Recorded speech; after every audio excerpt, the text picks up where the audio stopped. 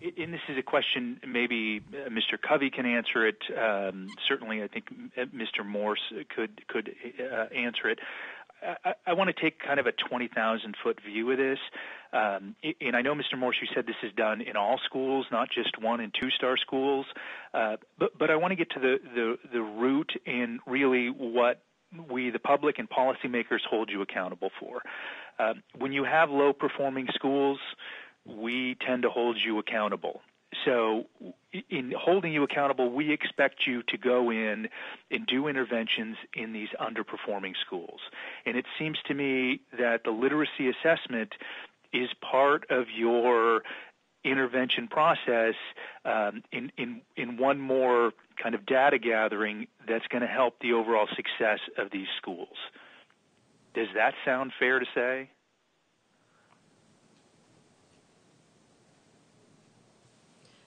Mr. Covey. I thought it was for... Well, I think it was for both of you, and both of you guys are waiting. So we'll let Mr. Covey and Les, we'll let you give your opinion as well. Well, I think it does sound fair to say. The short answer is yes. There you go. Mr. Morse.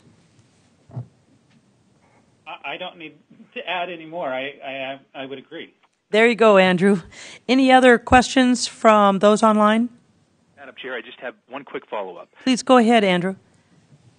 Intervention responsibility, is that something that over the years the legislature has given you the responsibility for, or is the intervention system, is that something created within DEED to respond to low-performing schools? I guess my bottom line question is this something that these interventions that you're mandated to do, or is this a department policy?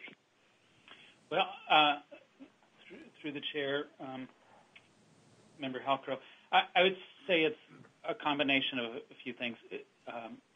For the department, it makes good sense. We're the Department of Education, so we think it makes sense. However, it does come from statute. I think the statute in part comes from a legal case that was going on at the time called the Moore case that I think you folks learned about last year.